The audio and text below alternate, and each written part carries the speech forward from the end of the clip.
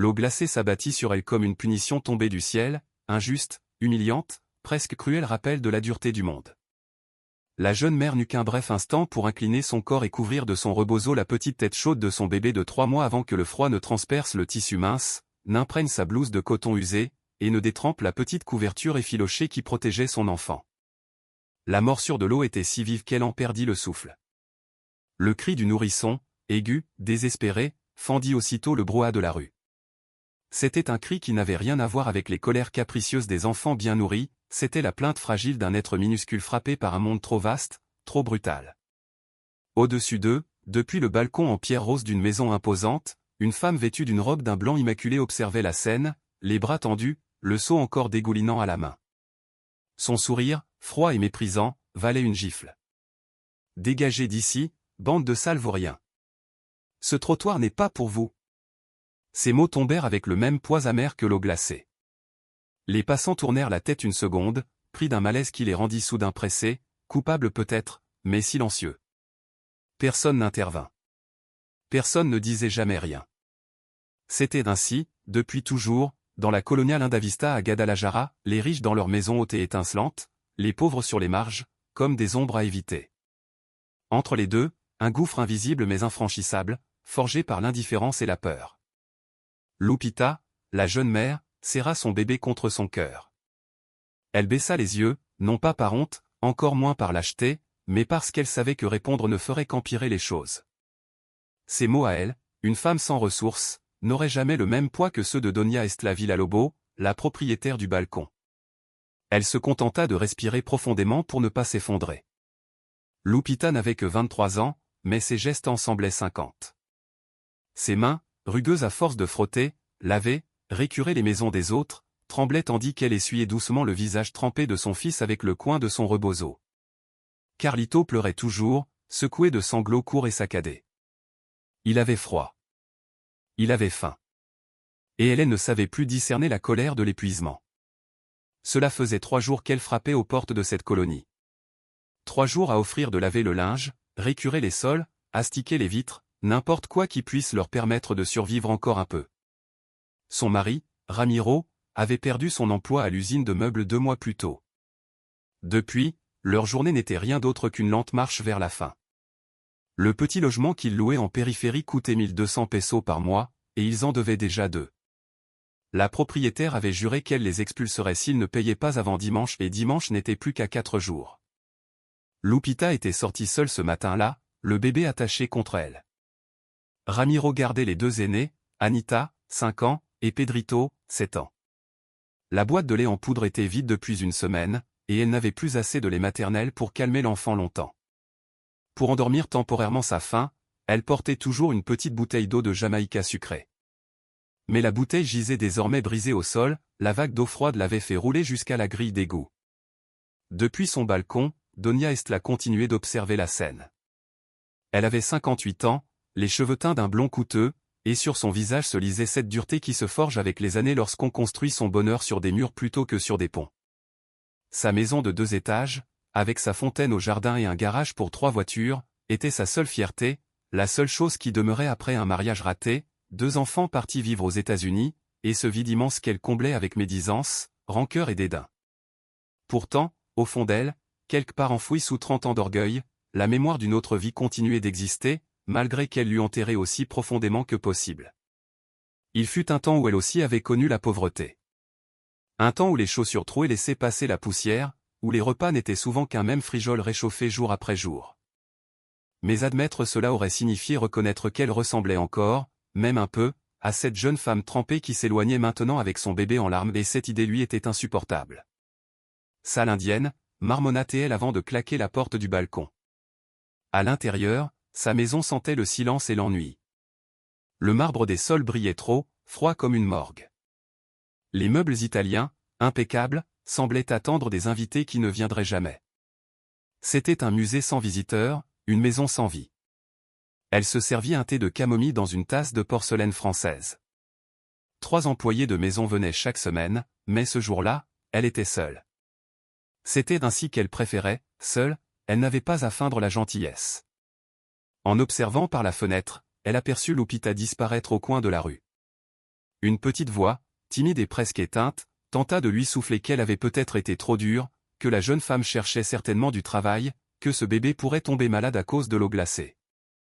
Mais elle écrasa ce murmure d'un geste intérieur sec, comme on écrase une fourmi. Non, elle n'était pas cruelle. Elle se protégeait, voilà tout. Le monde était rempli de gens qui mendient, qui salissent, qui dérangent, mieux valait les tenir à distance. Pendant ce temps, Lupita continuait de marcher dans les rues brûlantes de Guadalajara.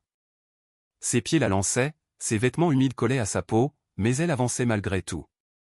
Carlito avait fini par s'endormir contre son cœur, vaincu par la fatigue de ses pleurs.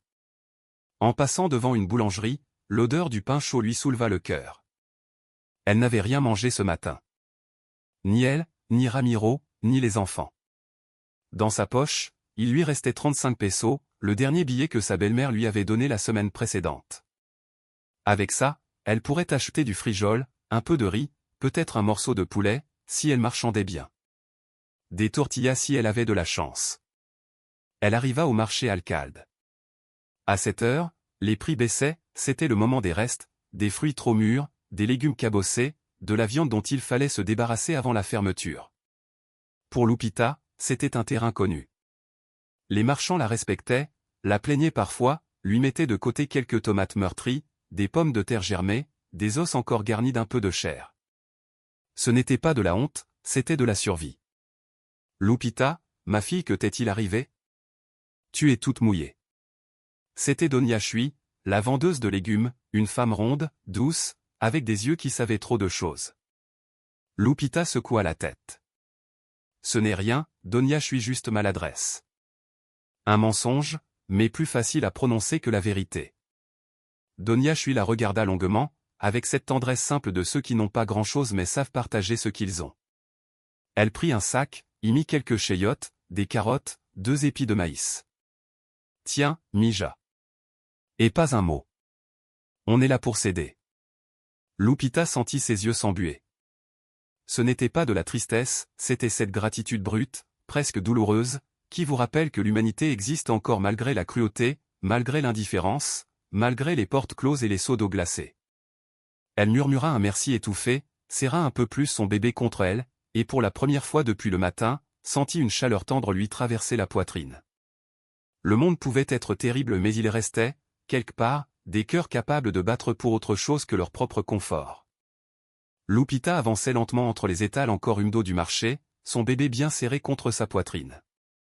Le rebozo, déjà fatigado par des années d'usage, portait l'odeur chaude du petit qui dormait profondément, ignorant la dureté du monde qui l'entourait. Dans sa main, elle tenait un sac rempli de légumes qu'on lui avait offerts, témoignage discret d'une générosité fragile, presque honteuse. Dios el opague, Donia Chui, avait murmuré Lupita. La vieille femme avait secoué la tête, ses yeux sombres brillant d'une fermeté inébranlable. Diono, Mija. Tu pagamelo cuidando bien a es angelito inobage la cabeza ante Nadi. Mewast? Nadi et masque Nadi. Ces mots, simples mais implacables, s'étaient imprimés dans le cœur de Lupita. Tandis qu'elle poursuivait son chemin, serrant ses maigres provisions contre elle, une question commença à germer, d'abord comme un murmure, puis comme une brûlure, jusqu'à quand, mon Dieu, jusqu'à quand allons-nous supporter tout cela? Elle ne savait pas encore et personne, pas même Donia Estla dans sa maison de pierre rose, n'aurait pu l'imaginer que cette nuit-là, un levier invisible se mettrait en mouvement. Peut-être un caprice du destin, peut-être ce que les croyants appellent justice divine. Ou, pour les sceptiques, une coïncidence suffisamment étrange pour les réduire au silence.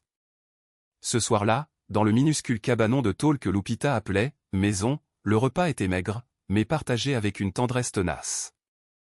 Ramiro, après avoir aidé à décharger un camion de boissons, avait gagné 50 pesos. Ajoutés aux légumes donnés par Donia Chui, ils avaient pu préparer un caldo de polo qui parfumait l'air avec une douceur presque cruelle, tant elle rappelait à la famille ce que signifiait réellement manger à sa faim. Les enfants avalèrent chaque bouchée avec une ardeur fébrile, raclant hasta la dernière goutte. Anita, la plus petite, se passa la main sur la bouche et sourit de toutes ses dents de lait. Mamie demain y en aura encore? Lupita, le cœur serré, caressa ses cheveux noirs emmêlés. Manana Dio dira, mis à mort. À côté d'elle, Ramiro fixait le sol. À 27 ans, son visage portait déjà des ombres profondes, des rides prématurées sculptées par la fatigue et l'humiliation.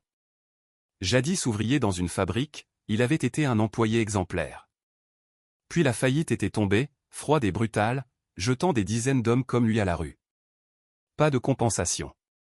Pas d'explication. Rien. Depuis, il sortait chaque matin avant l'aube pour chercher du travail, revenant chaque soir avec un dos brisé et un cœur un peu plus lourd. Guadalajara débordait d'hommes désespérés, et les employeurs en profitaient. Des salaires indécents, des abus constants. Une ville pleine de faim et de résignation. Demain, j'irai à la centrale de Abasto, dit-il enfin, d'une voix lasse. Il recrute des cargadors. Lupita sentit sa poitrine se soulever sous une vague d'inquiétude qu'elle tenta de refouler.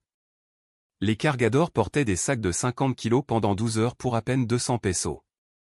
Elle savait que Ramiro rentrerait brisé, les mains en sang. Mais elle ne dit rien. Parce que le silence était devenu leur manière de survivre. Je vais continuer à chercher des maisons où laver, dit-elle doucement. Quelqu'un finira bien par me donner une chance. Ramiro hocha la tête. Il s'approcha d'elle, posa une main sur son épaule. Aucun mot. Mais dans ce silence, il y avait leur promesse, on ne lâchera pas. Cette nuit-là, ils dormirent tous les 5 collés sur un vieux matelas qui grinçait à chaque mouvement. Carlito se réveilla 2 fois en pleurant de faim et Lupita l'allaita dans le noir, sentant ses propres forces s'échapper avec chaque tétée. Elle donnait ce qu'elle n'avait plus, parce que c'est ce que les mères font lorsque le monde se montre cruel. À l'autre bout de la ville, dans une villa où tout sentait le luxe importé et les années d'opulence, Doña Estela Villalobos tournait dans son lit. L'air conditionné soufflait un froid constant, les draps sentaient la lavande artificielle. Pourtant, elle étouffait. Elle ferma les yeux et l'image la frappa, la jeune femme au rebozo, trempée jusqu'à la peau, serrant son bébé contre elle après que de l'eau glacée leur eût été jetée dessus depuis le balcon. La détresse. Le cri du nourrisson. Ce n'était pas son problème. Elle se le répéta. Encore. Encore. Pourtant, une autre vision remonta, vieille de décennies, enterrée sous des couches de fierté et de déni. Une enfant de 8 ans, pieds nus, debout devant une grande maison du centre de Guadalajara. Sa mère à ses côtés. Toutes deux portant des vêtements rapiécés. Toutes deux suppliant. La maîtresse de maison leur avait craché son mépris au visage. « Je cherche du travail, ce n'aura n'importe lequel », avait murmuré la mère. « Je n'ai besoin de rien. Et même si j'avais besoin je ne prendrais pas une femme aussi sale. Partez. Ou j'appelle la police. » La petite fille avait senti la main de sa mère lui serrer la sienne à en faire mal. Elles étaient parties, humiliées, la tête baissée. Cet enfant c'était Estela. Elle avait juré qu'un jour plus jamais personne ne l'humilierait. À 19 ans, elle s'était mariée avec don Alfredo Villalobos, un homme 3 fois plus âgé qu'elle, richissime propriétaire de ferteria. Elle ne l'aimait pas, mais il avait ce qu'elle avait toujours désiré, pouvoir, sécurité, respect. Elle avait enduré son caractère explosif, ses infidélités, son indifférence. Pendant 30 ans. Et lorsqu'il mourut, elle hérita de tout. Elle devint enfin quelqu'un. Mais là, dans ce lit immense, la richesse lui semblait soudain lourde comme des chaînes. Une question la mordait, pourquoi suis-je encore si vide? Pourquoi ai-je toujours ce même trou dans la poitrine qu'à 8 ans? Une larme, solitaire et inattendue, glissa sur sa joue. Le lendemain, Lupita se leva avant le soleil. Elle prépara un atoll léger avec un peu de piloncillo, nourrit Carlito, attacha le bébé contre elle et sortit. Ramiro était déjà parti. Pedrito, 7 ans à peine, devait rester avec Anita. Il savait chauffer des tortillas, fermer la porte, garder sa sœur. Une responsabilité injuste pour un enfant. Mais telle était leur réalité. Lupita marcha plus d'1 heure jusqu'à la colonia Linda Vista. Pas par choix. Pas parce que la colère s'était dissipée. Mais parce que c'était le seul endroit où les maisons étaient assez grandes pour que les femmes riches aient besoin d'aide. La même rue où on l'avait humiliée hier. Où son bébé avait été trempé. La rue où les regards jugeaient plus vite qu'il ne respirait. Pourtant, elle revint. Parce que quand on a faim, on ravale l'orgueil et on frappe aux portes. Même les portes de ceux qui vous méprisent. Devant la première maison, Lupita inspira profondément, serra son bébé contre elle et s'apprêta à appeler. Elle ne savait pas encore que derrière l'une de ces portes, une femme luttait contre ses propres fantômes, et que la vie, parfois, se plaît à faire se rencontrer les douleurs anciennes et les misères nouvelles. Une rencontre inattendue. Une collision entre deux passés, deux blessures, deux mondes. Et peut-être seulement peut-être le premier frémissement d'un changement. Un changement si discret qu'on pourrait le confondre avec un souffle du vent. Mais suffisamment puissant pour briser, un jour, le cycle de la honte. Lupita abbia salido et sa manana con mas prudencia que nunca. Después de hello ocurrido el día anterior, no se atrevió a tocar la puerta de Doña Estela. Su dignidad estaba herida, pero no vencida. En cambio, recorrió la calle de un extremo al otro, la mandó en las casas lateral, en las de enfrente, en las de la esquina. En alguna, ni siquiera le abriant, en otra, la miraban como si su sola presencia fuera una molestia o una amenaza. Tras referencia. Le preguntaban. ¿Por qué carga a tu bébé? Después venía el clásico, no, gracia, ya tengo quien me ayude. Puerta tra puerta, pregunta cargada de desconfianza, rechazo tra rechazo como golpes invisibles que se sumaban al cansancio. A media manana, agotada y con los pies adolorido, Lupita se dejó caer sobre el bordillo de la banqueta, buscando la poca sombra que ofrecía un yacaranda joven. El sol ya golpeaba con fuerza. Carlito lo riqueaba, inquieto, mordisqueando su punito. Ella lo acomodó en su regazo y le ofreció el pecho, esperando que al menos eso lo calmara. El bebé succionó con voracidad, pero Lupita sintió de inmediato ese tirón vacío, et esa falta de leche que se había vuelto demasiado común. Sabía que él seguía con hambre que nada podía hacer más allá de apretar los dientes contener las lágrimas. Diosito lindo murmuró mirando el cielo azul empanado por su angustia. No te pido riqueza ni lujo. Solo te pido trabajo, solo te pido poder dar de comer a mi hijo.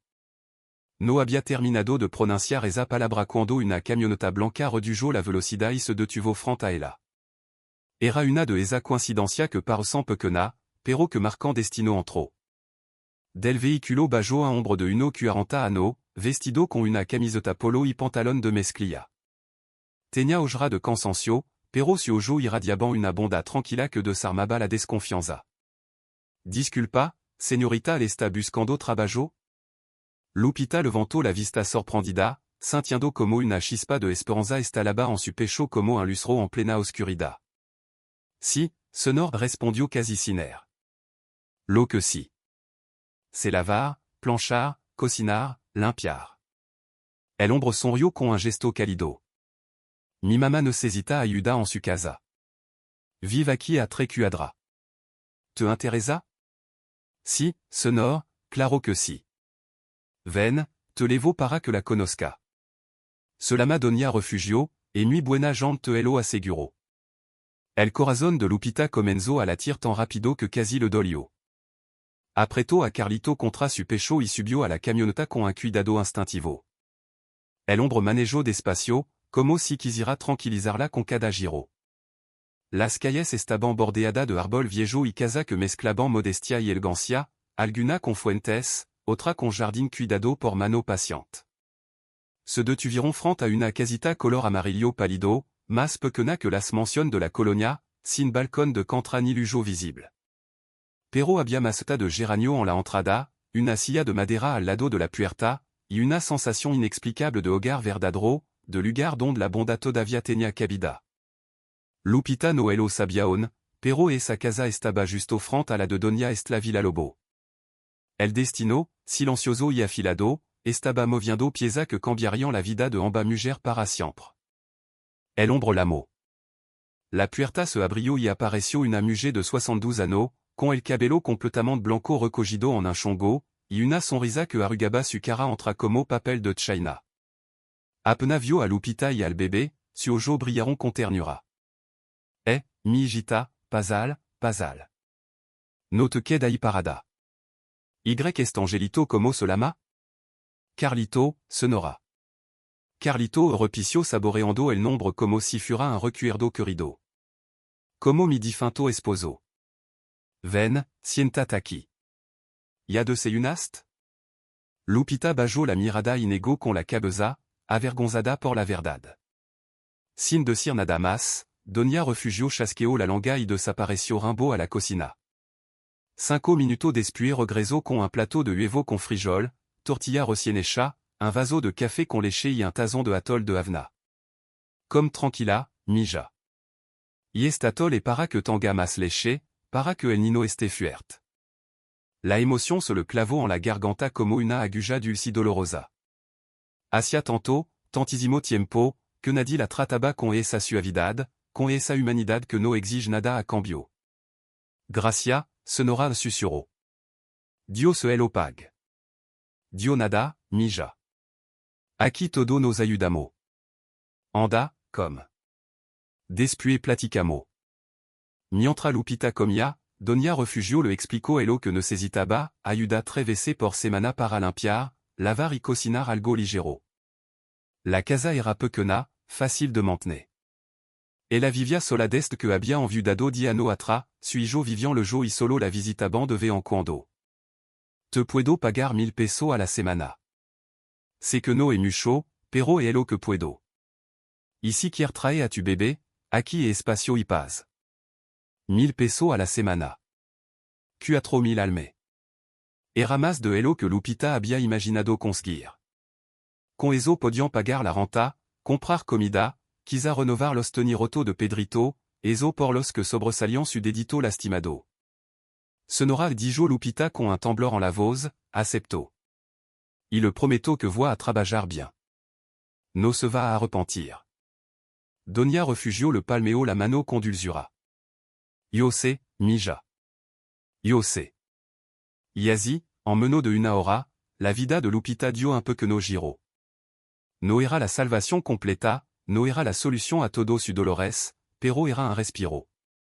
Una luz diminuta en medio de un tunnel largo. Una mano extendida cuando más elo necesitaba. Ese mismo día comenzó a trabajar. Barrio, trapeo, lavó plato y ordenó la sala. Donia refugio improvisó una cunita con cojine en el sillon para que Carlito durmira tranquilo. El bebé, por primera vez en día, descansó sin lorar. Dest la ventana elevada de la casa de enfrente, Donia est la observaba sin querer. Entre riego de planta y movimiento rutinario, miraba de reojo la camioneta, la muchacha que bajaba de ella la misma a la que había arrojado agua helada el día anterior. Frunció el seno con irritación. ¿Qué hace esa ahí? Murmuró. Durant toda la manana, cada vez que cruzaba cerca de una ventana, miraba. Vio cuando Lupita tendió la ropa en el patio. Vio cuando Donia refugio le levó un vaso de agua de Jamaica. Vio como conversaban con naturalidad, como si se conocieran desde siempre. Y algo en su pecho se retorció, incómodo e inexplicable. No era exactamente envidia. No era indignación. Era algo más íntimo, más pensante, la molesta sensación de que su juicio sobre aquella muchacha estaba siendo contradicho por la simple existencia de la bondad. Que tonta y refugio masculo. Contratar a cualquiera seguro esa muchacha le va a robar. Pero en elo más hondo de sí, Donia est la sabia que no elo creía. Lo que la irritaba no era la desconfianza. Era el espejo incómodo que Lupita le mostraba sin decir palabra. Los dia pasaron. Lupita trabajaba lune, miércoles y viernes. Donia refugio la trataba como familia, le regalaba ropa que ya no usaba, juguete de su nieto para Anita y Pedrito, lata de formula para Carlito, incluso comida extra para que levara a casa. Levat esto, mija decía. Aquí me sobra y se me echa a perder. Lupita sabia que no sobraba. Sabia que Donia refugio simplement tenía un corazón inmenso. Durant ese tiempo, Ramiro consiguió un trabajo temporal cargando bulto en la centrale de Abasto. No era fijo, pero ayudaba. Entre los dos reunión elo suficiente para comer, pagar la renta y hasta ahorrar una moneda cada semana. La vida seguía siendo dura, pero ya no era una agonia. Una tarde de viernes, mientras Lupita barría el Porsche, escuchó un grito desesperado que cortó el como un latigazo. Levantó la vista y vio a un nino de 5 años corriendo detrás de una pelota que rodaba directo hacia la avenida. Detrás venía una mujer joven, lorando su nombre con pánico. Miguel. Miguel, no. El nino no escuchaba, solo perseguía su pelota. Y dell'otro lado de la calle, un auto venia demasiado rapido. Lupita no pensó.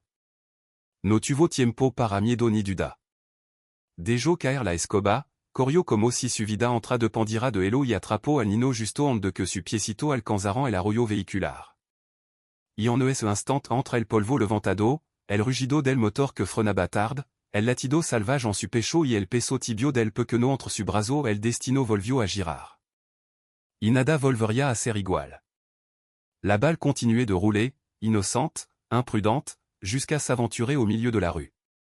En une fraction de seconde, les pneus d'une voiture la réduisirent en miettes.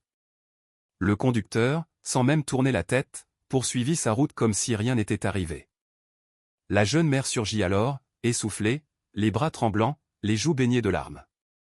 Elle attrapa son fils avec une telle force qu'on aurait cru qu'elle voulait l'empêcher de disparaître, comme si le simple fait de le serrer pouvait réparer l'espace infime entre la vie et la mort. Puis elle leva les yeux vers Lupita. Dans ce regard, il n'y avait plus que gratitude, un soulagement brut, presque animal. « Tu as sauvé mon fils, tu as sauvé mon fils. Comment t'appelles-tu? Comment te remercier ?» Lupita secoua la tête. « Ce n'est rien, Sonora. N'importe qui aurait fait pareil. » « Non. Pas n'importe qui. Toi, tu l'as fait. Que Dieu te bénisse, de tout mon cœur. » La femme s'éloigna en marchant lentement, encore tremblante, son enfant accroché à son cou. Et Lupita demeura seule au bord du trottoir, le cœur battant si fort qu'elle entendait à peine les bruits de la rue. Elle comprenait soudain à quel point le drame avait frôlé cette famille et à quel point cela aurait pu être pire. Doña Refugio, alertée par le tumulte, sortit en s'appuyant contre l'encadrement de sa porte.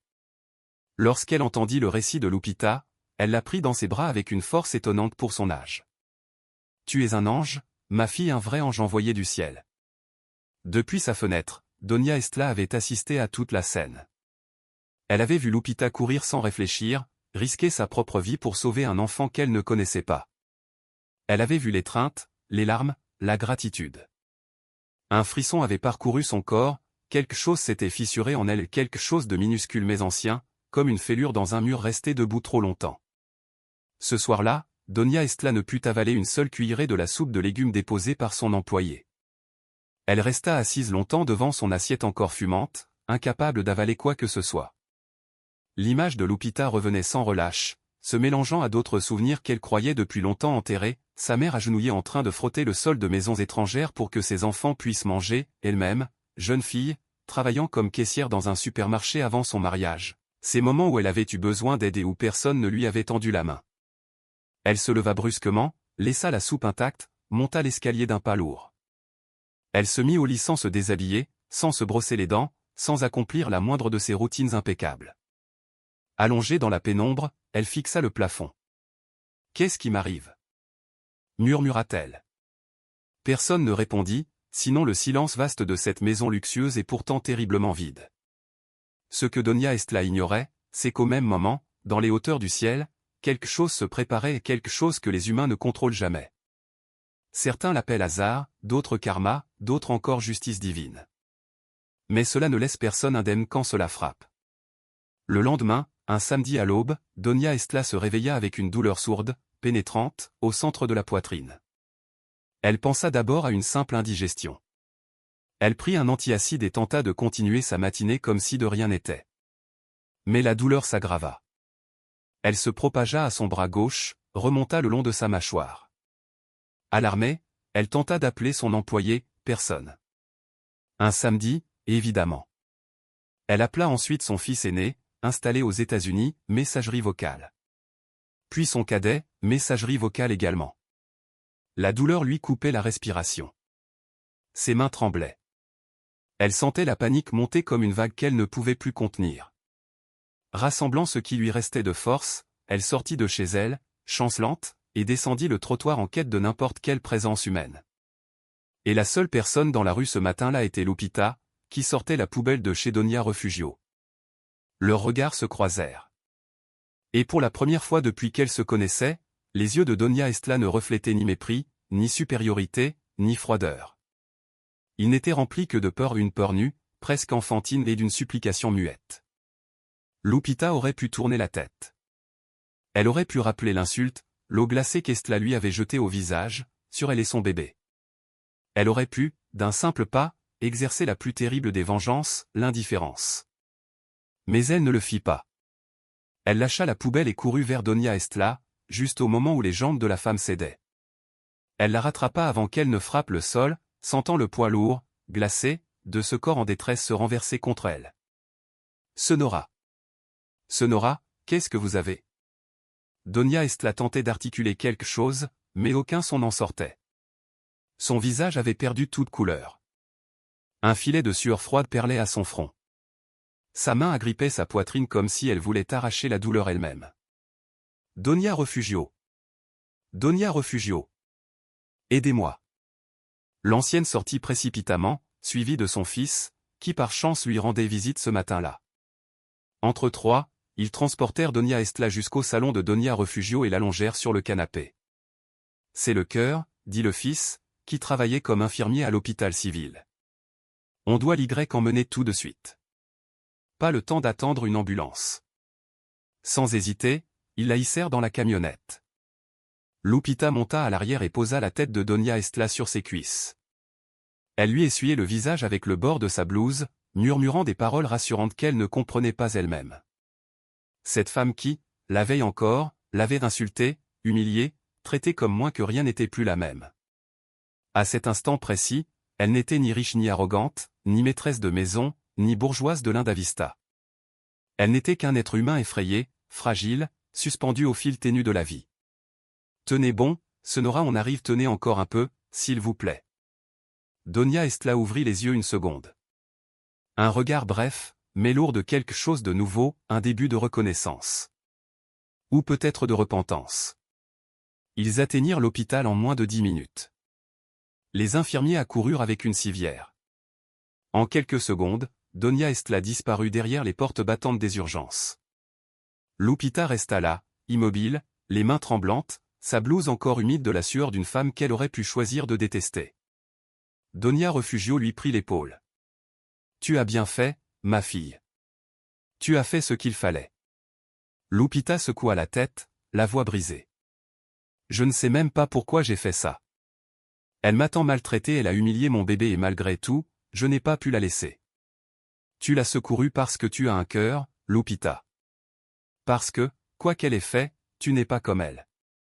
Et ça, personne ne pourra jamais te l'enlever. » Les heures passèrent, longues, pesantes. Le fils de Donia Refugio dut partir travailler, mais les deux femmes restèrent dans la salle d'attente. Elles n'y étaient obligées ni l'une ni l'autre. Simplement, Donia Estla n'avait personne. Ses fils ne répondaient pas. Ses employées étaient absentes. Quant à ses amies, si elle en avait, aucune ne se manifesta. Elle était seule. Et les seules personnes à ses côtés, en ce moment critique, étaient une vieille femme à la bonté légendaire et une jeune mère qu'elle avait traitée plus bas que terre. Finalement, après presque 4 heures, un médecin sortit. Jeune, les yeux cernés, la blouse tachée de café. La famille de Sonora Estla Villalobos? Lupita et Donia Refugio se levèrent d'un même mouvement. Nous sommes ses voisines, docteur. Elle n'a pas de famille ici à Guadalajara, expliqua doucement Donia Refugio. Le médecin hocha la tête. Elle a fait un infarctus. Vous l'avez amenée juste à temps. 5 minutes de plus et nous n'aurions rien pu faire. Elle est stable pour le moment, mais elle aura besoin de repos absolu pendant au moins 1 mois. Médicaments, surveillance constante. A-t-elle quelqu'un pour s'occuper d'elle? Les deux femmes échangèrent un regard. La réponse flottait dans l'air, évidente. Personne. Je peux m'en occuper, dit Lupita presque sans réfléchir. Donia Refugio la dévisagea, stupéfaite. Ma fille, tu n'es pas obligée, tu as tes enfants, ton travail. Oui, Donia chucha, je sais. Mais je dois le faire. Je ne saurais pas expliquer pourquoi mais je le dois. Pendant longtemps, Lupita jamais habría imaginado que acabaría cuidando a la misma mujer que un día la humilló delante de todo el mundo. Pero la vida tiene un modo misterioso de cerrar círculo y abrir camino nuevo, y así fue como, durante los 3 días que Donia Estla pasó hospitalizada después de su infarto, Lupita acudió cada tarde a visitar la tra haber terminado su jornada en casa de Donia Refugio. Le gaba con los brazo lono, caldo de polo humeante, una jarra de agua fresca con limon, un pañuelo limpio, palabra suave y una paciencia inagotable, la misma paciencia que siempre había usado para sobrevivir a la dureza de la vida. Al principio, doña Estlano decía ni una palabra. Miraba hacia la ventana, luego al cielo, luego al techo, a cualquier lugar donde no tuviera que cruzarse con los ojos de la muchacha a la que había humillado tan cruelmente. Su silencio no era indiferencia, era vergüenza. Vergüenza que raspaba por dentro como un pedazo de vidrio.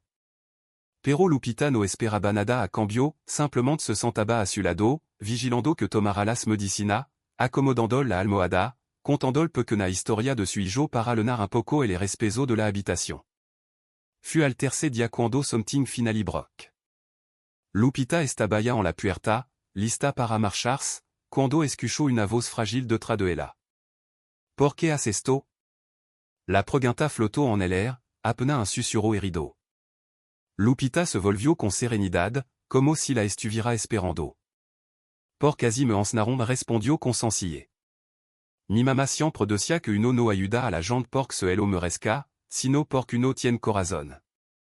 Doña Estla tragó saliva con dificultad. Su ojo, usualmente duro y orgulloso, se quebraron. Yo no te merecía fui cruel contigo.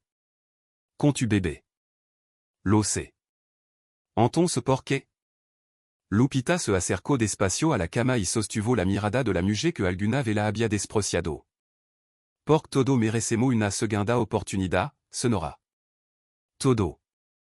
Y porque si yo hiciera lo mismo que usted me hizo, si devolviera la humillación con más humillación entonces, ¿qué diferencia habría entre usted y yo?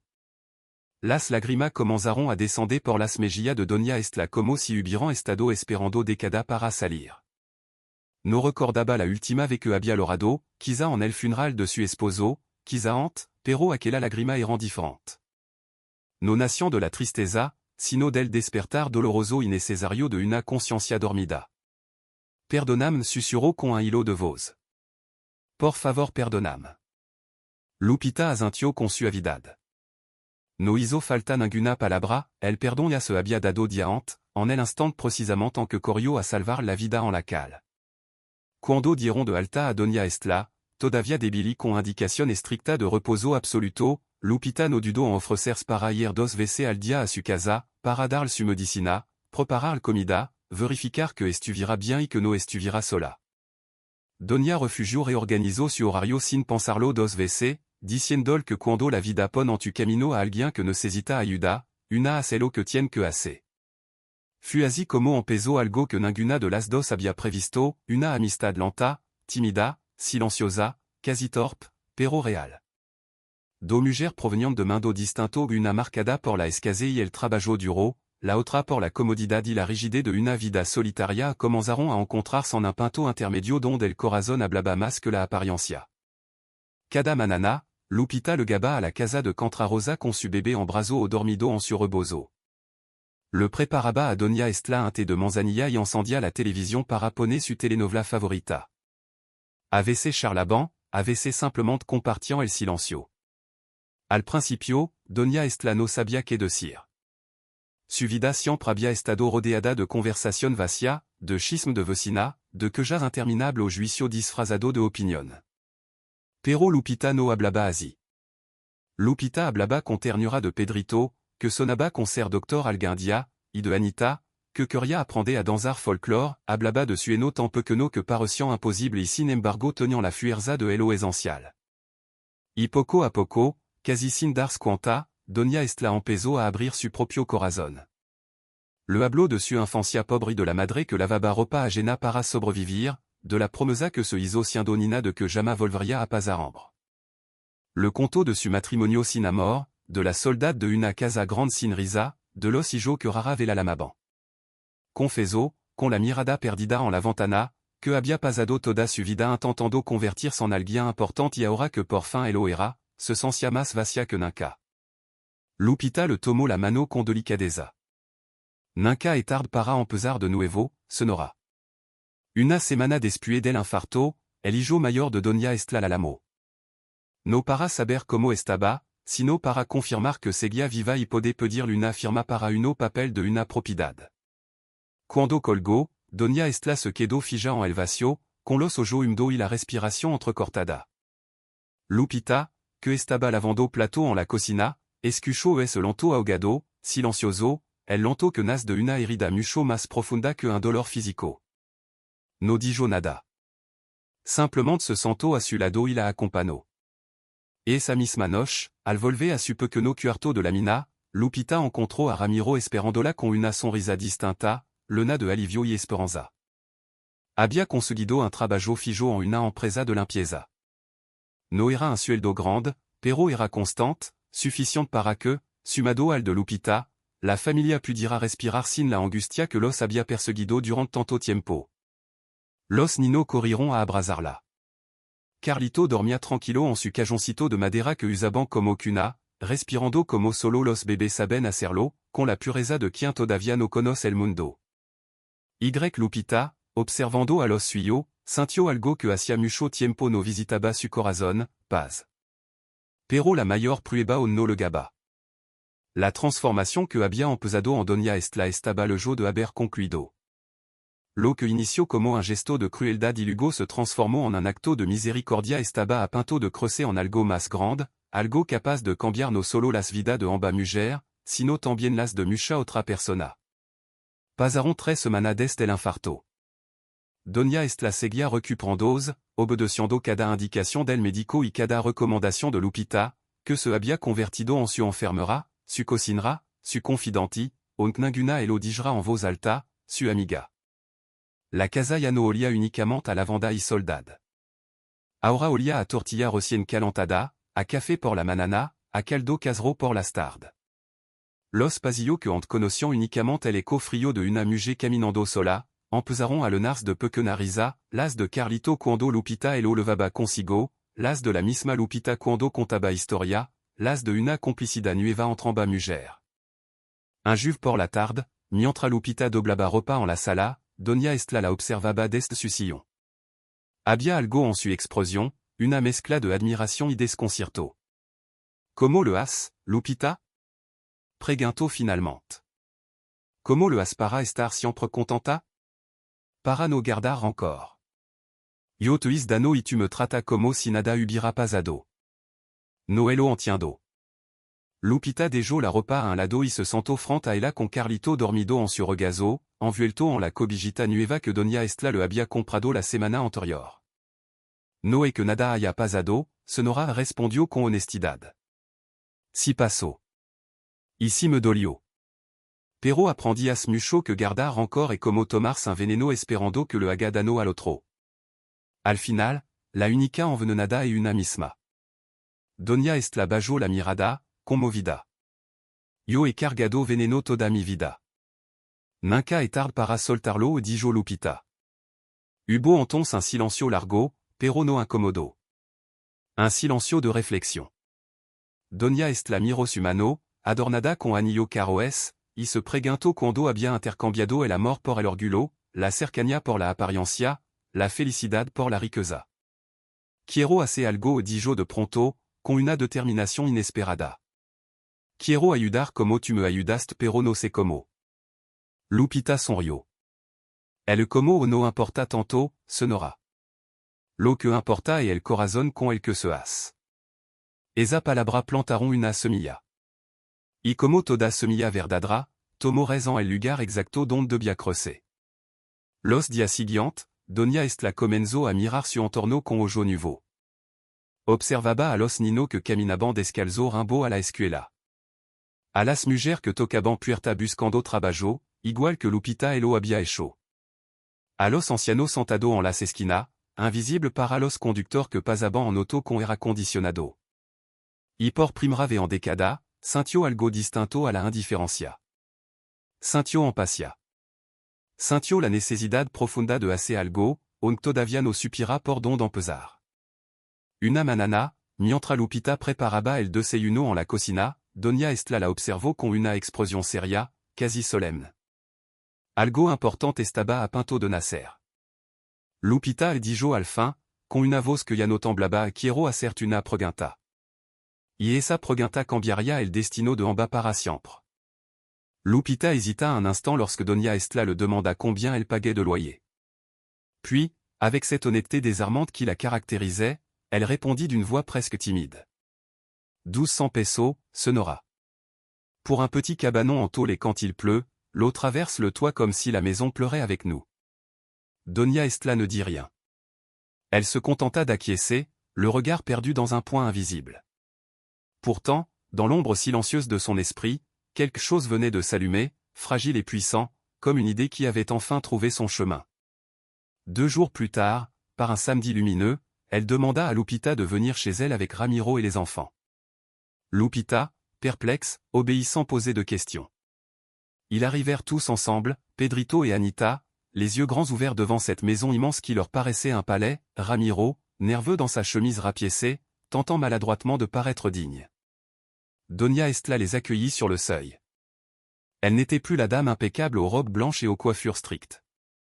Ce jour-là, elle portait des vêtements simples, ses cheveux légèrement défaits, son visage étrangement doux, presque vulnérable. « Entrez, je veux vous montrer quelque chose. » Elle les mena à l'étage par un escalier en bois qui gémissait sous leurs pas. La chambre était presque vide, un vieux matelas dans un coin, quelques cartons abandonnés, et un silence qui semblait avoir dormi là depuis des années. « Cette pièce est fermée depuis 10 ans, dit-elle d'une voix basse. C'était la chambre de mon fils cadet avant qu'il parte aux États-Unis. Depuis, elle reste comme ça pleine de poussière et de souvenirs. Lupita la regardait, sans comprendre où tout cela menait. « Je voudrais que vous veniez habiter ici. Toi, Ramiro, les enfants tous. » Le silence qui suivit semblait si épais qu'on aurait pu le toucher. Du jardin montait le chant lointain d'un oiseau, comme si le monde retenait son souffle. Ramiro réagit le premier. « Sonora, nous ne pouvons pas accepter. C'est trop. Ce n'est pas trop. C'est le minimum. Lupita m'a sauvé la vie. Et plus que ça, elle m'a appris à la vivre. Avant elle, j'étais comme morte, pleine d'amertume et de solitude. Maintenant j'ai une raison de me lever le matin. Je sais que je peux encore servir à quelque chose d'utile. » Lupita sentit ses yeux se remplir de larmes. « Je n'ai rien fait d'extraordinaire, Sonora. »« Si, ma fille. Ce que tu as fait est plus grand que tout. Tu m'as traité comme un être humain alors que moi, je t'avais traité comme si tu en étais moins.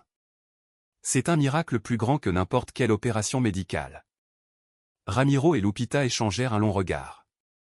Entre eux se mêlaient la peur, l'espoir et l'incrédulité. Était-ce possible? Quelqu'un leur offrait réellement un toit sans condition? Doña Estela ajouta doucement. « Vous n'avez pas à décider maintenant. Mais si vous acceptez, j'aurai besoin d'une chose de votre part. »« Ce que vous voudrez, Sonora, » répondit Lupita. « Apprenez-moi à être différente. À être meilleure. À être comme toi. » Cette nuit-là, de retour dans leur cabanon de tôle, ils s'assirent sur leur vieux matelas, les enfants endormis tout près, et parlèrent jusqu'à l'aube. Ils parlèrent d'orgueil, de dignité, du poids d'accepter l'aide, même quand cela brûle la fierté. Ils parlèrent de seconde chance, de miracles déguisés, de portes qui s'ouvrent sans prévenir. Et au lever du jour, alors que les premiers rayons filtraient à travers les fissures du toit, ils prirent une décision. Une semaine plus tard, la famille de Lupita emménagea à l'étage de la maison de Doña Estela. Ce ne fut pas simple. Ramiro se sentait comme un intrus, trop grand pour un espace trop beau. Les enfants marchaient sur la pointe des pieds, craignant de casser quelque chose. Mais Doña Estela s'employa à les mettre à l'aise. Elle leur acheta des meubles, remplit le garde-manger, offrit aux enfants des jouets, acheta à chacun des vêtements neufs. Mais au-delà des objets, elle leur donna quelque chose d'inestimable, sa présence. Elle s'asseyait à table avec eux, riait des bêtises d'Anita, écoutait les histoires de travail de Ramiro, jouait avec les enfants comme si elle avait attendu toute sa vie ce moment. Peu à peu, la grande maison silencieuse cessa d'être un musée froid. Elle devint un foyer vivant, chaud, rempli de voix et de rires. Et la femme qui avait passé une vie à ériger des murs avait enfin appris à les abattre. Mais dans le quartier, toutes les voisines n'appréciaient pas ce changement. Les murmures commencèrent. « Tu as vu ça? Doña Estela a fourré une famille de pauvres chez elle. Ils vont tout lui voler. Elle se fait manipuler. À son âge, elle perd la tête ?» Les bruits parvinrent aux oreilles de Doña Estela. Pour la première fois de sa vie, elle n'en avait cure. Elle avait découvert une vérité qu'elle aurait voulu connaître plus tôt, l'opinion de ceux qui ne t'aiment pas n'a aucune valeur. Un après-midi, tandis qu'elle et Lupita préparaient des tamales pour l'anniversaire de Pedrito, on frappa à la porte. C'était la Sonora Maldonado, la plus grande commère du quartier, accompagnée de 2 autres femmes. « Estla, nous devons te parler. C'est pour ton bien. » Elle les fit entrer, bien qu'elle devinât déjà leurs intentions. « Nous pensons que tu es victime d'abus, » dit la femme d'un ton chargé de fausse douceur. « Cette famille profite de toi. Ils mangent ta nourriture, vivent gratis dans ta maison. Et ils me donnent plus d'affection que vous en 30 ans de voisinage, » l'interrompit Doña Estla, calmement, comme on annonce une évidence. Les 3 femmes se figèrent. Lupita et sa famille ne profitent de rien. Je les ai suppliés de venir. Ils m'ont sauvé et littéralement, et d'une manière que vous ne pourriez pas comprendre. Vous ne m'avez même pas appelé quand j'étais à l'hôpital. Vous n'avez jamais demandé comment j'allais. Vous n'avez même pas remarqué que j'ai failli mourir. Et vous osez me dire quoi faire? La Sonora Maldonado serra les lèvres. C'est ton choix. Mais ne viens pas pleurer quand ils t'auront tout pris. Si un jour je pleure, dit Estla, ce sera de bonne heure. Parce que j'ai enfin trouvé quelque chose que l'argent ne peut pas acheter. Les 3 femmes sortirent en reniflant de dédain. Doña Estla ferma la porte, inspira profondément et sourit. Un sourire de libération. Mais cette même nuit, un événement inattendu bouleversa tout ce fragile équilibre. Vers minuit, on frappa violemment à la porte. Des coups urgents, presque désespérés.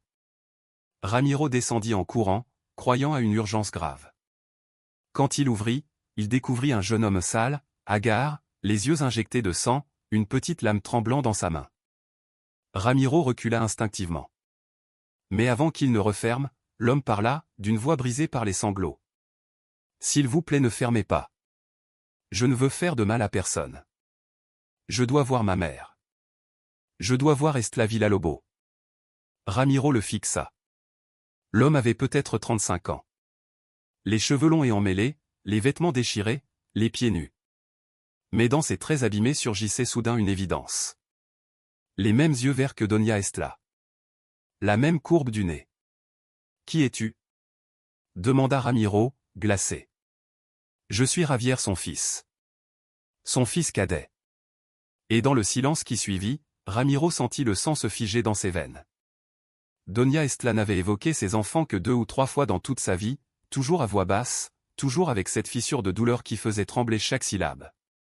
Elle disait simplement qu'il vivait aux États-Unis et qu'il ne l'appelait plus, mais n'ajoutait jamais un détail de plus, comme si toute parole supplémentaire risquait de rouvrir une blessure qu'elle avait passé des années à bander. Ce matin-là, Ramiro hésita longuement avant d'agir.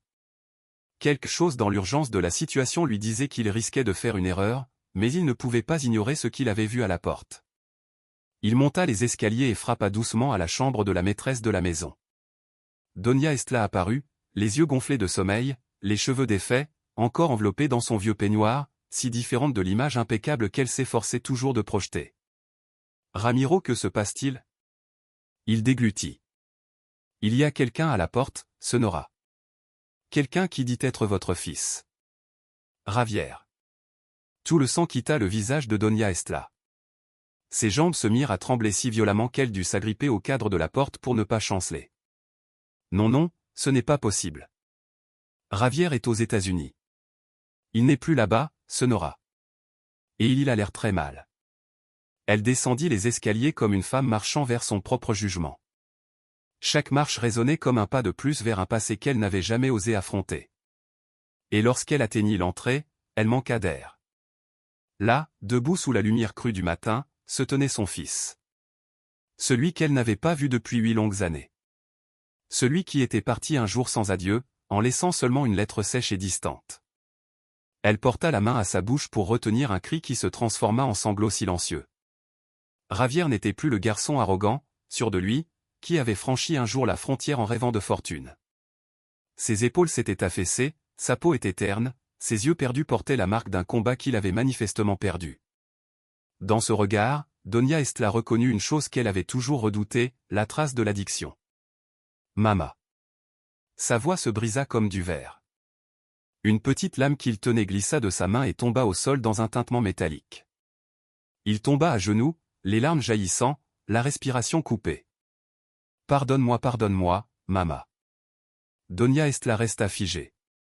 Pendant 8 ans, elle avait imaginé ce moment. Elle avait répété dans sa tête des discours entiers, des reproches, des cris, des portes claquées. Elle s'était promis de lui faire payer son abandon, de lui montrer qu'on ne tourne pas le dos à une mère sans conséquence. Pourtant, face à son fils brisé, aucun de ces mots préparés n'apparut. À la place, quelque chose de plus profond surgit. Une douceur ancienne, oubliée. Une compassion que Lupita, avec sa présence silencieuse et son cœur immense, avait peu à peu réveillé en elle. Elle s'agenouilla devant lui, lentement, comme si elle craignait qu'un geste trop brusque le fasse disparaître. Puis elle le prit dans ses bras. Elle l'enveloppa comme elle ne l'avait jamais fait lorsqu'il était enfant, trop occupé à construire son monde de façade, de convenance et de fierté mal placée. Elle le serra comme si elle tentait de réparer, d'un seul geste, toutes les fois où elle avait échoué à être mère. « Tu es là, mon fils, tu es enfin rentré chez toi. » Les sanglots de Javier résonnèrent contre son épaule. Donia Estla, elle aussi, se mit à pleurer. Non pas de douleur, mais d'un soulagement si vaste qu'il semblait déborder de sa poitrine.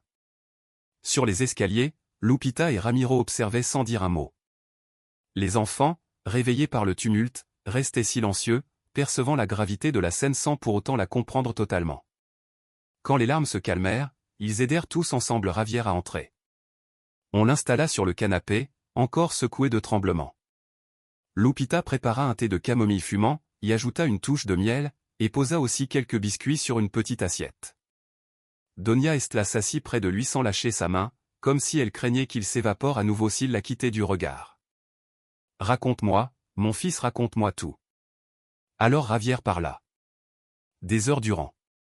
Il raconta ses premiers mois aux États-Unis, l'excitation de l'arrivée, les journées épuisantes sur les chantiers, la paye qui tombait bien, les illusions de réussite. Puis les mauvaises fréquentations. Les stimulants offerts pour tenir, les pilules qui semblaient inoffensives, la nuit où tout bascula. La dépendance qui s'installa sans qu'il s'en rende compte. Le travail perdu. L'appartement perdu. Les amis disparus. Il raconta 2 années dans les rues de Los Angeles, à survivre au jour le jour. Puis cette nuit où il comprit que s'il ne partait pas, il mourrait là-bas. Alors il marcha, traversa des villes, demanda des trajets, une bouchée de nourriture, un peu d'eau. Il mit des semaines à revenir jusqu'à Guadalajara. « Je voulais seulement te voir une dernière fois, Mama te demandait pardon avant de. » Assez. La voix de Donia Estla claqua doucement, mais avec une autorité nouvelle. « Tu ne vas nulle part. Tu restes ici. Nous allons chercher de l'aide. Nous allons nous en sortir. Ensemble. Je ne mérite pas ton pardon, murmura Javier. Je t'ai abandonné quand tu avais le plus besoin de moi. » Donia Estla baissa les yeux avec une triste lucidité. Moi aussi, j'ai abandonné beaucoup de gens. Et quelqu'un m'a appris qu'il n'est jamais trop tard pour recommencer. Elle regarda Lupita, dont les yeux brillaient d'émotion. Les jours suivants furent un combat. Javier traversa le sevrage, tremblements, sueur glacée, cris nocturnes, délire. Donia Estla resta à son chevet à chaque instant. Lupita préparait des soupes nourrissantes, changeait les draps trempés de sueur, murmurait des prières dans le silence de la nuit. Ramiro contacta un centre de réhabilitation géré par la paroisse du quartier. Le père Miguel, un jeune prêtre au regard profondément humain, vint lui-même rencontrer Javier. « L'addiction n'est pas un péché, mon fils. C'est une maladie. Et comme toute maladie, elle peut guérir. Mais il faut vouloir guérir. » « Je veux, répondit Javier en sanglotant. Je veux, mais j'ai tellement peur de ne pas y arriver. » La peur est normale. Mais tu n'es pas seul. Tu as ta mère. Tu as cette famille. Et tu as Dieu, qui n'abandonne jamais personne. Même pas ceux qui l'abandonnent. 3 jours plus tard, Javier entra au programme. Il s'y rendait chaque matin, rentrait l'après-midi, oscillant entre espoir et effondrement. Mais chaque fois qu'il flanchait, Donia Estla et Lupita étaient là. Un mois passa. Lors d'un dîner qui était devenu une nouvelle tradition familiale, Javier demanda la parole. Aujourd'hui, à la réunion, le père Miguel nous a demandé, quel a été votre moment de clarté? Celui où vous avez compris que vous deviez changer. Tous se tournèrent vers lui, attentifs. Et j'ai compris que pour moi, c'était le soir où ma mère m'a enlacé.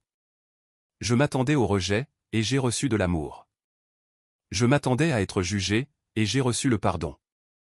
Alors je me suis dit, si ma mère peut me pardonner malgré tout ce que je lui ai fait, peut-être que moi aussi, je pourrais me pardonner un jour. Les larmes coulèrent sur les joues de Doña Estela. Je ne méritais pas ton pardon non plus, mon fils. J'ai été une mauvaise mère. J'ai préféré l'argent et les apparences à mes propres enfants. Mais tu es ici maintenant. Et c'est tout ce qui compte. Lupita ajouta doucement.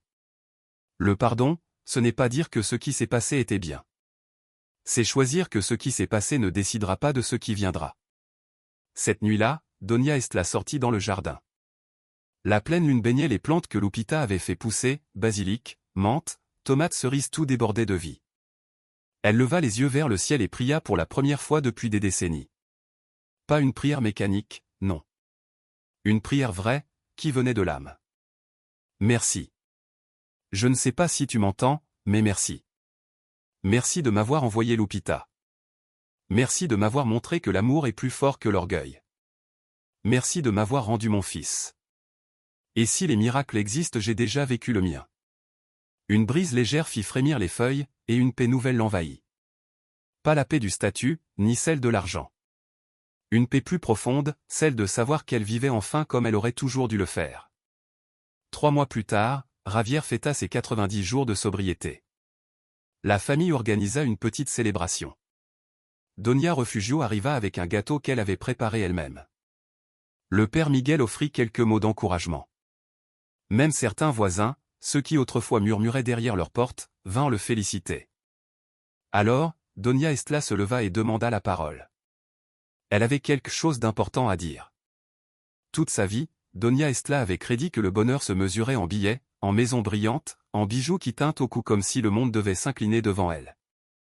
Elle avait levé autour d'elle des murs hauts comme des forteresses, pensant que l'isolement serait sa plus grande force, que l'éloignement des autres serait la garantie d'un respect absolu.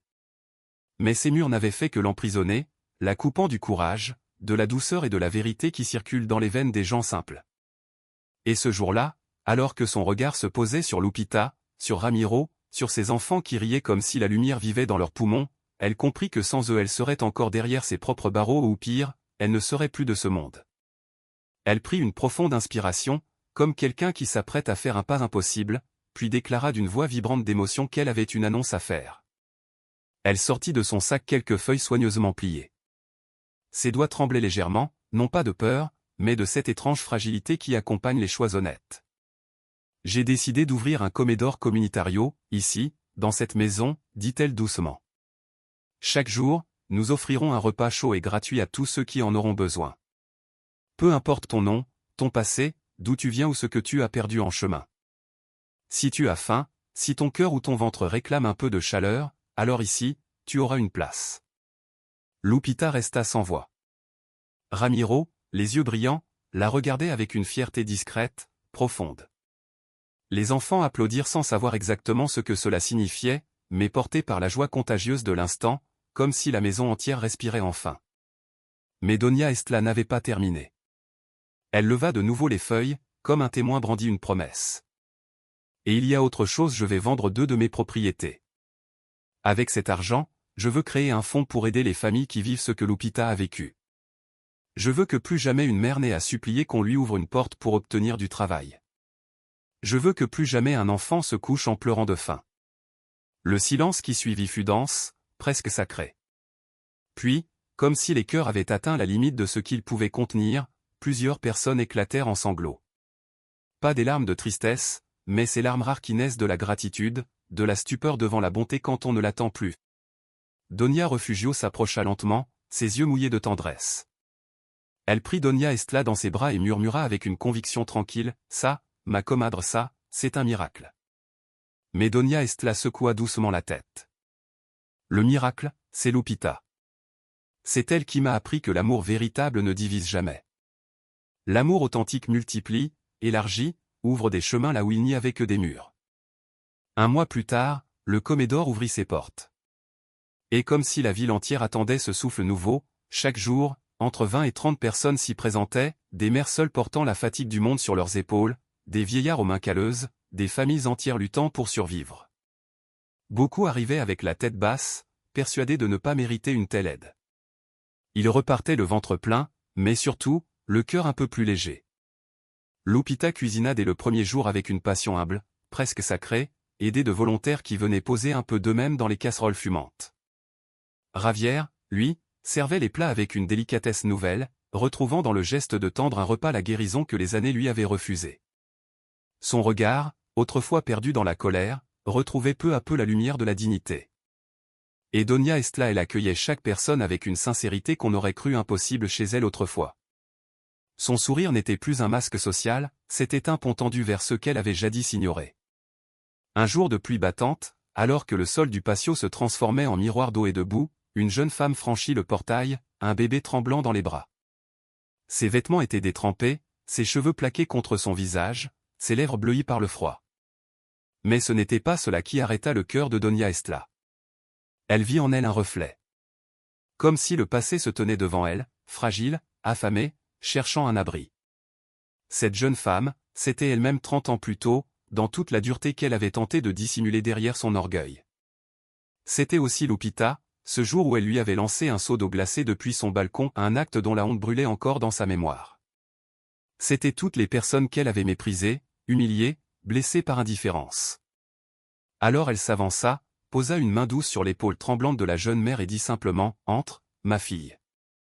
Ici, tu es chez toi. » La jeune femme éclata en sanglots silencieux, ses larmes se mêlant à la pluie qui coulait déjà de son visage.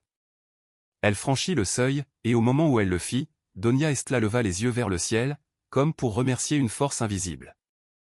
Elle comprenait enfin que les miracles ne sont pas toujours accompagnés d'éclairs ou de voix célestes. Parfois, ils prennent la forme d'une seconde chance. Parfois, ils se présentent sous l'apparence d'une occasion d'être meilleur que la veille. Parfois, ils viennent sous les traits d'une jeune mère qui pardonne l'impardonnable. Car oui, le pardon, ce lien si fragile qu'on pourrait croire impossible à nouer, peut changer le destin d'une personne. Le pardon est une offrande silencieuse, une bénédiction qu'on dépose sans attendre en retour. Ce pardon-là, celui que Lupita avait offert sans jamais demander réparation, était la manifestation la plus pure d'un amour dont peu sont capables.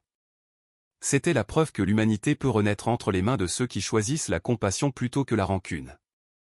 Lorsque nous choisissons l'amour au lieu de l'orgueil, lorsque nous décidons de tendre la main au lieu de la serrer en poing, lorsque nous donnons au lieu d'amasser, nous devenons les instruments de quelque chose qui dépasse infiniment nos limites humaines. Nous touchons alors l'essence du divin. Pas un divin lointain et inaccessible, mais ce divin qui se révèle dans les gestes simples, dans les actes de bonté que personne ne voit, dans les pardons murmurés qui changent la trajectoire d'une vie. Et toi qui lis cette histoire, qu'est-ce que tu ferais si la vie t'offrait la possibilité de pardonner quelqu'un qui t'a blessé? Aurais-tu la force de regarder au-delà de la douleur? Pourrais-tu reconnaître la part d'humanité qui survit même dans celui qui t'a fait souffrir? Si cette histoire a touché ton cœur, partage-la avec quelqu'un qui a besoin d'entendre qu'il n'est jamais trop tard. Jamais trop tard pour changer, pour pardonner, pour recommencer. Laisse un commentaire, crois-tu aux secondes chances? Penses-tu que l'amour peut réellement transformer une vie? Ta propre histoire pourrait devenir une lumière pour quelqu'un d'autre. Et que Dieu te bénisse, aujourd'hui et toujours.